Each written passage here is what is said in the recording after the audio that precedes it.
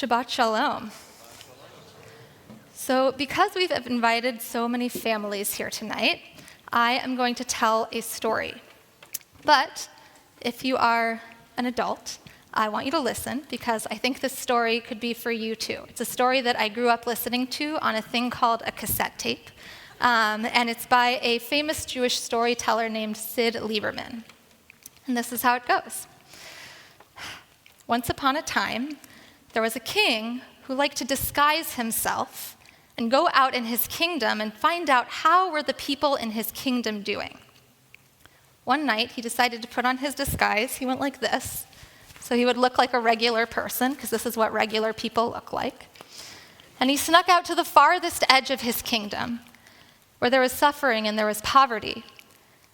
And he saw there was one house that was lit up, and he looked in the window, and he saw inside the house there was an old man and an old woman, and they were having a great time. They were dancing, they were singing, they were eating wine, they were drinking wine and eating food. And he said, I have to find out what this is about. So he knocked on the door, and they let him in, and he said, excuse me, I just have to know what's making you so happy. Well, the old man looked at him, and he said, there's somebody who takes care of me. The king said, that's fantastic. I'm so glad to hear you have such wonderful children. The man said, no, we don't have any children. The king said, oh my God, I'm so glad you have such a good relationship with your parents. The man said, no, unfortunately, my parents are long gone. The king said, oh, I know, it's the wonderful king who takes care of you. The man looked at him in disbelief and laughed in his face and said, it's definitely not the king. Well, the king said, who takes care of you? And the man said, it's God. God takes care of me. Well, the king was a little hurt and offended by this interaction, and so he thought, I'm going to teach this man a lesson. He thinks God takes care of him. I'm going to tell him who really takes care of him. So the next day, the man went into work, and he grabbed his shoemaking materials because he was a shoemaker.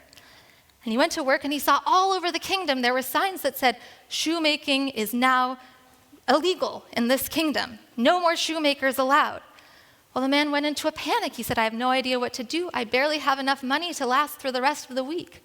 But he was very devout, and he took a moment to pray. And he opened his eyes, and the answer was right in front of him. There was a group of water carriers walking along.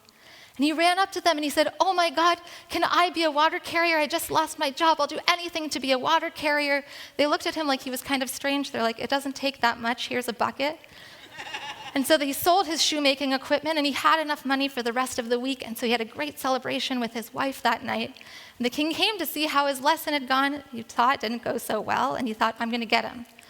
So the next day, the man got up, and there were signs, water carrying, not allowed in the kingdom. He closed his eyes, he prayed, he opened them. In front of him were a group of wood choppers. He ran up to them, he said, I must be a wood chopper. It is my life dream to be a wood chopper. They said, okay, it doesn't take much. Here's an axe. He sold his wet water carrying equipment. He had enough money for the week, did the celebration. The king said, I'm really going to get this man this time. So the next day, the man went to work, and there were signs everywhere that said all of the wood choppers are now soldiers for the king. And it seemed like a great job. They gave him a uniform. They gave him a beautiful sword. They put him in front of the palace. And they said, oh, by the way, we're not going to pay you for a month. The man had no idea what to do. He said, I barely have enough money to get through the week. He prayed, he thought, he was very smart too, and he came up with a plan. He took his sword, he cut off a bough of a tree, and he fashioned it into a wooden sword, and he put it in his sheath, and he sold his beautiful official sword, and he had enough money to last for a whole month. Well, the king, he had his spies. He knew exactly what had happened. He was collecting his biometric data. And so he said, okay, I've got him. The next day, he sent one of his guards to find a man in the market who had stolen a watermelon. And they took the thief, and they threw him in front of the little old man, and they said, you have to chop off his head. This man has stolen a watermelon. Well, the little old man started to shake. He didn't know what to do. He thought, not only is this thief in trouble, but if they find out that I've stolen my sword, it's my head on the line too. And in the meantime, an angry crowd had gathered around, and they were shouting, what's going on? What's happening? Why would you behead somebody for stealing a watermelon? Well, the man, he prayed, and he thought, and he prayed, and he thought, and he opened his eyes, and he said, everybody be quiet. I've spoken to God, and I know what to do. If this man deserves to die, I'm going to chop off his head. But if this man does not deserve to die, I will pull out my sword and it will be made out of wood." And the crowd laughed. And the king was there, and he saw what had happened. And he thought to himself, "This is a very smart man." And he made him one of his advisors, and they lived happily ever after. Why do I love this story so much? Why is this such a Jewish story? In our community, for all Jews all over the world, there are all different kinds of ways of relating to God. We have people in our community who don't want anything to do with the idea of God. We have people in our community who only experience God when they go into the woods, when they go to Muir Woods. We have people in our community who talk to God every single day.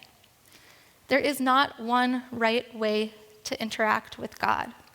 But what I want all of us to understand is that when we think about God, we don't just think about what happens in this room. We try to think about how can we relate to God? How can we make God part of our everyday life? Not just part of our prayers, but part of our actions, part of what we do, part of who we are in the world. And this is the month of Elul, the month leading up to Rosh Hashanah, where we believe that there's a story that God is not just a king, but we don't think of God as a king, we think of God as a king who has come into the field. That God is not far away from us, God is not on a throne, God is someone we can access in a very different way. So as we continue into Elul, as we head towards Rosh Hashanah, I want each of us to think about, how do we interact with God? What does that look like, both in this room and outside in our day-to-day lives? Shabbat Shalom.